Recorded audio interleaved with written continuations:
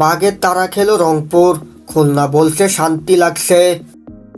BPL এর league পর্বের প্রথম ম্যাচে রংপুর রাইডার্সের কাছে হেরেছিল খুলনা টাইগার্স। এরপর বাঘের চামড়া খুলে বিনোদনমূলক পোস্ট করেছিল রংপুর। তবে দ্বিতীয় ম্যাচে এসেই যেন বদলে গেল দৃশ্যপট। এই খুলনার কাছে বড় ব্যবধানে হেরে গেছে রংপুর রাইডার্স। তবে এবারও ম্যাচ শেষে যেন সামাজিক যোগাযোগ মাধ্যমে রসিকতার কমতি হতে দেয়নি রংপুর। যদিও নিজেদের শেষ 4 ম্যাচে টানা পরাজিত হয়ে বেশ অস্বস্তিতে রয়েছে রংপুর রাইডার্স। আজ তাদের বিপক্ষে খুলনা টাইগার্সের সংগ্রহ করেছে চলতি মৌসুমের দ্বিতীয় সর্বোচ্চ রান 220।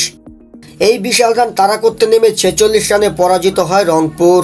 সৌম্য সরকারের জোরো 50 কেবল হারে ব্যবধান কমাতে সক্ষম হয়েছে।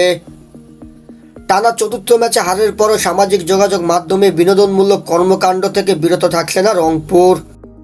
নিজেদের অফিসিয়াল ফেসবুক পেজে এক পোস্ট করে দলটি, যেখানে দেখা যায় ছবির মধ্যে রাইডার্সদের মতো একজন বাইক নিয়ে ছুটে চলেছে, যার পেছনে তাড়া করছে একটি বাঘ। আর ক্যাপশনে লেখা ভাগো হে ভাগো। আর ছবির ভেতরে লেখা কুণ্ডে তোমরা আইলো বাহে।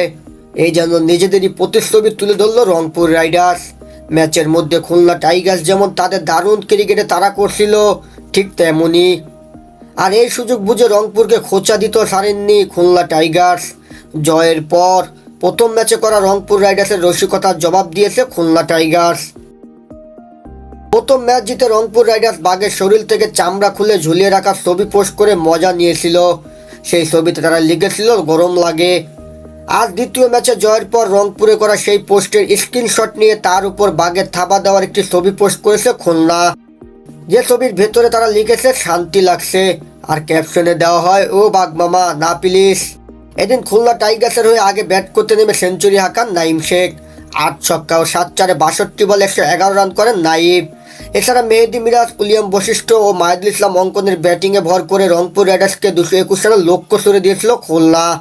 রান তাড়া করতে নেমে রংপুরে হয়ে 48 বলে দলের সর্বোচ্চ 74 রান করেন সৌম্য সরকার। এতে নির্ধারিত ওভারে 174 রান পর্যন্ত তুলতে পারে রংপুর।